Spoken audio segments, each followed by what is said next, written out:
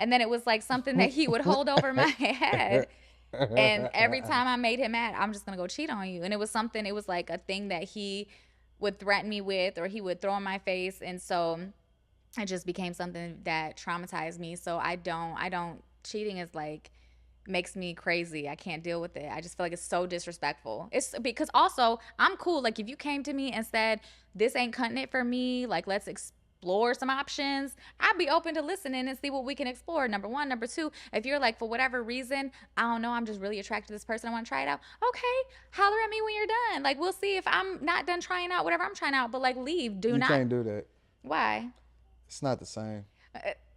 But that's the thing. But for me, and that's the problem. But that's It's the not the problem. same. Because men really, they want to, so that they don't want to lose you. So they're like, if I just do it on the low, she ain't gonna know, and then I'll come back. No, respect me enough to let me have a choice in the matter. Because that's not fair. That's not fair to go out and do your thing. I'm not doing my thing. So you're out doing your thing, and then you're bringing back to me, Lord knows what. No, respect me enough to let me have a choice in the matter. Because I feel like it is so vile and disrespectful to go and put your thing in somebody else's thing and then come back and put it in my. No, I wasn't there for that. Don't bring it But back to me. you can't let somebody else's thing be put in your thing. But that's what I'm That's saying. worse. But here's the thing, and I've never cheated. I've never cheated, despite Really? never cheated. I'm very funny about like sex.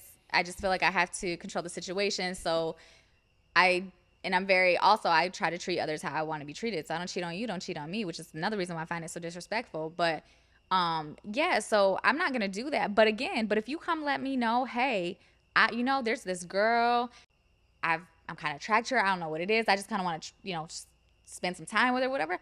Okay, we can take a break. Go do that. I might be chilling. I might also go do something. I can't promise anything, but like give me the respect to You let me can't go know. out and possibly chill either, though. But then I don't. You gotta make a choice. So you either, because here's the thing, I will find out. I have dreams that tell me what's going on. Every time anybody's ever cheated on me, I've had a dream. It's told me, and I've been right every single time.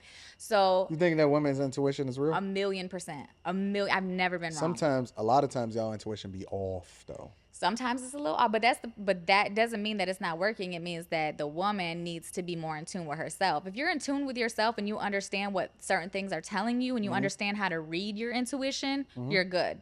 But if you got a lot going on or you're not in touch with yourself and you don't understand how to read your intuition, yeah, you can misread it. You can absolutely misread it and think it's something that it's not. But especially over the years, I've gotten even better at reading my intuition. So I know when something's going on. So I'm gonna find out, and it's just not worth it. Like to me, like, and I tell anybody I'm dating or messing with, I'm like just like it's not worth it. Just come to me, tell me the truth, because I promise I will find out, and it will be bad. Like What don't do you let me mean find it's out. gonna be bad? I'm like it's gonna be bad. Like I don't know. I can't promise what's gonna happen, but I'm just like don't do it. Oh It's my not worth the risk. god.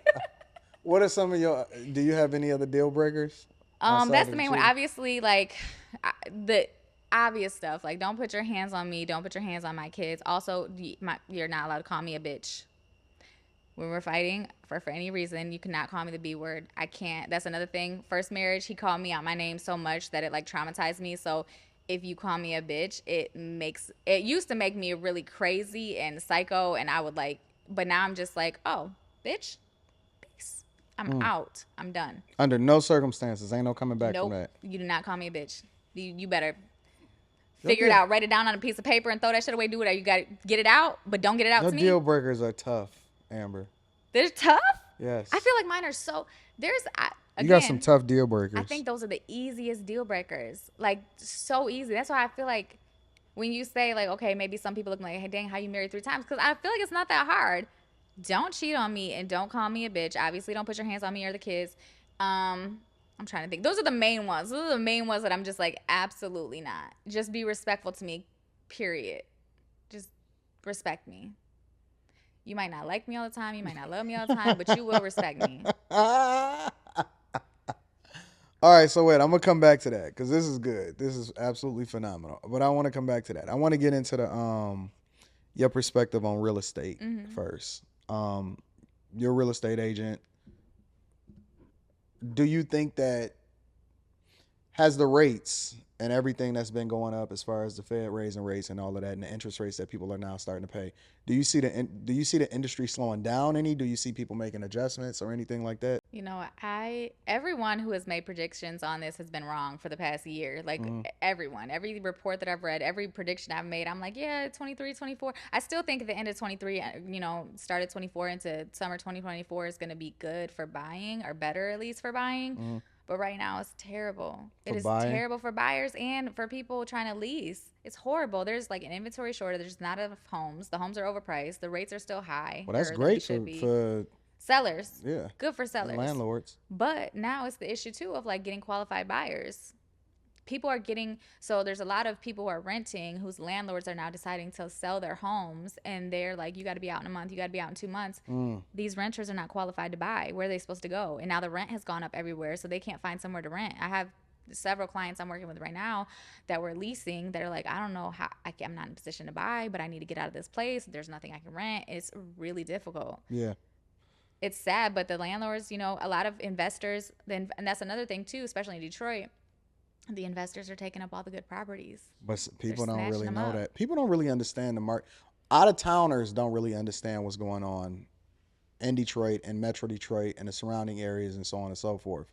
Me personally, I haven't bought any property because I own different real estate and stuff like that. I'm staying completely away from commercial.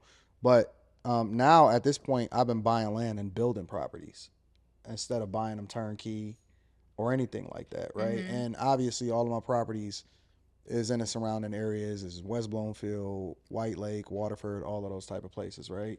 But I'm finding that it's probably a lot easier for me just to build it.